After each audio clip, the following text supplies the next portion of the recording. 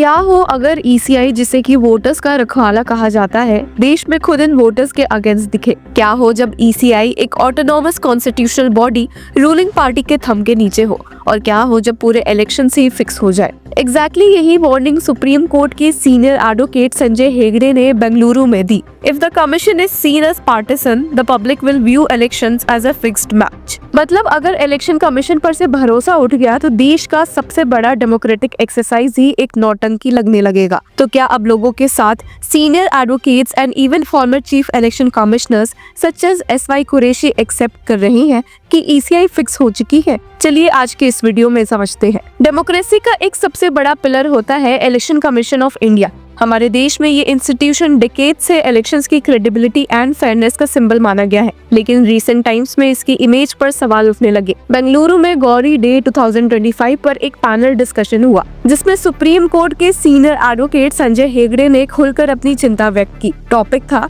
SIR and the role of election commission of India, is democracy in peril. और यहीं से एक बड़ी डिबेट शुरू हुई कि क्या हमारी डेमोक्रेसी खतरे में है जब लोग इलेक्शन कमीशन को न्यूट्रल नहीं बल्कि पार्टिसन या बायस्ड कहते हैं। सीनियर एडवोकेट संजय हेगड़े ने अपनी बात रखते हुए कहा कि इलेक्शन कमीशन का असली रोल होना चाहिए वोटर इंक्लूजन, मतलब ज्यादा से ज्यादा लोगों तक वोटिंग राइट्स पहुंचाना। लेकिन रियलिटी कुछ और दिख रही है। उनका कहना था कि ईसीआई आजकल एक्सक्लूजन पर ज्यादा फोकस कर रही है, ऐसे एक्सक्लूजन्स जो disproportionately minorities and poor communities के इम्पैक्ट करते हैं। शायद इसी वजह से जब बिहार एसआईआर का केस सुप्रीम कोर्ट में हियर हो रहा है justice Suryakant and Joy Mallya Bagchi की बेंच के सामने, तो उन्होंने भी इसी बात पर फोकस किया था कि ईसीआई को इंक्लूजन पर और एक्सक्लूजन पर नहीं फोकस करना चाहिए। और जब वोटर लिस्ट से नाम कटने का सिलसिला बड़ी स्केल पर होता है तो इसका सीधा मतलब है डिसएनफ्रेंचाइजमेंट, वल्नरेबल लोगों के वोटिंग राइट्स छिन जाना।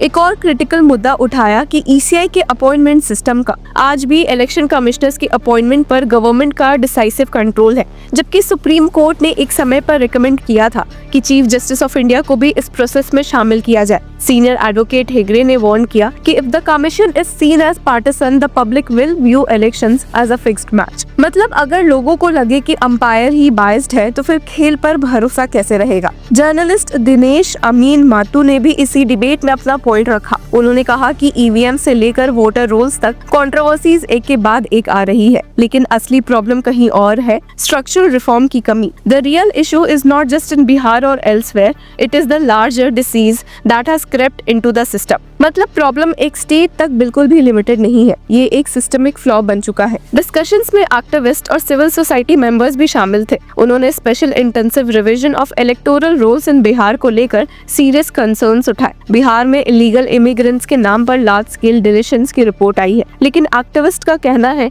कि ये मैंडेट ईसीआई का है ही नहीं। इलेक्शन कमीशन का काम फ्री एंड फेयर इलेक्शंस करवाना है, ना कि अनडॉक्यूमेंटेड लोगों की पुलिसिंग करना। और जब आम सिटीजंस, स्पेशली माइनॉरिटीज, वुमेन और माइग्रेंट वर्कर्स स्क्रूटनी के नाम पर टारगेट होते हैं तो डेमोक्रेसी की फाउंडेशन ही हिल जाती है। इसी के साथ जुडिशियल इंटरवेंशन अब सेंट्रल रोल में आ गए हैं। बिहार केस में सुप्रीम कोर्ट के justice Suryakant and Joy Mallya Bagchi ने इंश्योर किया कि डिलीशन के रीजंस डिस्क्लोज हो। लेकिन क्वेश्चन ये है कि क्यों हर इशू को कोर्ट तक ले जाना पड़ता है? क्या ईसीआई खुद प्रोएक्टिव होकर ट्रांसपेरेंसी इंश्योर नहीं कर सकती? जब हर बार जुडिशियल ऑर्डर्स के बाद ही अकाउंटेबिलिटी आती है तो पब्लिक का ट्रस्ट नेचुरली शेक हो जाता है। पैनल में well known civil rights activist Teesta Setalvad and Tara Rao भी थे। उन्होंने क्लियर किया कि वोटर लिस्ट से एक्सक्लूजन का डायरेक्ट नुकसान वल्नरेबल कम्युनिटीज को होता है, और जब इलेक्टोरल रोल में ट्रस्ट ही नहीं रहेगा तो इलेक्शन का रिजल्ट चाहे जैसा भी हो उस पर सस्पेंशन रहेगा। अब अगर हम इस डिबेट को बिहार से आनंद, कर्नाटका तक ले जाए तो पिक्चर और भी कॉम्प्लेक्स हो जाती है। आनंद कॉन्स्टिट्यूएंसी में ऑफिशियल्स ने एक डिस्टर्बिंग पैटर्न भी पकड़ा है।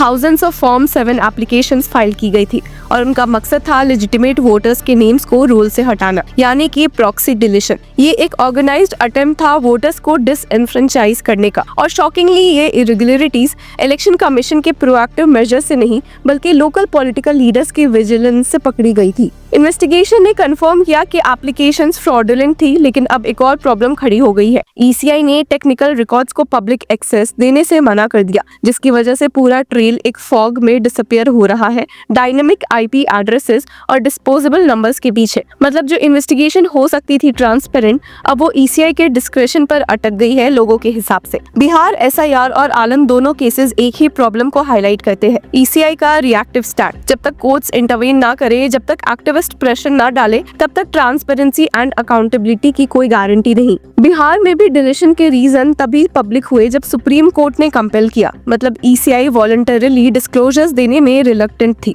और यही है ट्रस्ट डेफिसिट की असली वजह। पॉलिटिकल पार्टीज के लिए वोटर रोल्स एक क्रूशियल बैटलफील्ड होते हैं।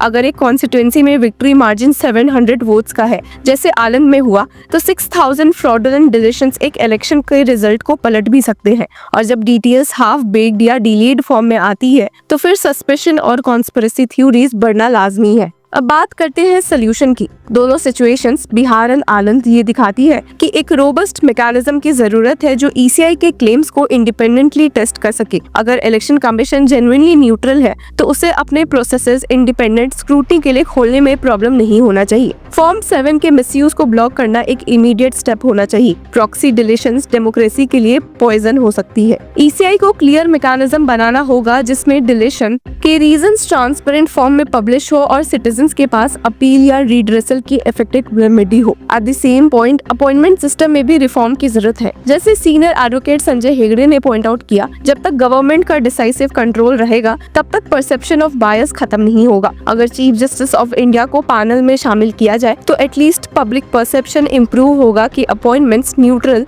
और बाई पार्टिसन है। जर्नलिस्ट दिनेश अमीन मट्टू का एक और वैलिड पॉइंट था, EVMs या वोटर रोल्स के कंट्रोवर्सीज सरफेस सिम्टम्स है, असली बीमारी ही स्ट्रक्चरल फ्लॉज है, और इन फ्लॉज को एड्रेस किए बिना हम डेमोक्रेसी को लॉन्ग टर्म में सस्टेन नहीं कर सकते। इस पूरे डिबेट का एक बैलेंस्ड व्यू ये है कि हाँ, इरेगुलरिटीज एंड लैप्सेस हुए हैं, लेकिन अभी तक कोई कंक्लूसिव एविडेंस नहीं मिला कि ECI डेलिब्रेटली किसी एक पॉलिटिकल पार्टी के फेवर में मैनिपुलेशन कर रही है। लेकिन परसेप्शन और ट्रस्ट उतना ही क्रिटिकल है जितना एक्चुअल न्यूट्रलिटी। अगर लोग बिलीव करने लगे कि इलेक्शंस फिक्स्ड है, तो डेमोक्रेटिक लेजिटिमेसी खत्म हो जाएगी। End of the day responsibility ECI पर आती है। अगर ECI प्रोएक्टिव ट्रांसपेरेंसी अपनाए, फॉर्म 7 जैसे लूप होल सील करे और स्ट्रक्चरल रिफॉर्म्स को एम्ब्रेस करे, तो ट्रस्ट रिबिल्ड हो सकता है। लेकिन अगर ये इश्यूज इग्नोर होते रहे और हर बार कोर्ट्स को इंटरवेन करना पड़े, तो पब्लिक का फेथ और कमजोर हो जाता है। डेमोक्रेसी के लिए सिर्फ इलेक्शंस करवाना ही काफी नहीं होता, वो इलेक्शंस लोगों को फेयर और इंक्लूसिव लगने भी चाहिए। और अगर फिक्स्ड मैच का परसेप्शन बन गया, तो फिर सबसे बड़ी कैजुअलिटी होगी पब्लिक ट्रस्ट। तो व्यूअर्स, आपकी क्या राय है, हमें कमेंट सेक्शन में जरूर बताएं,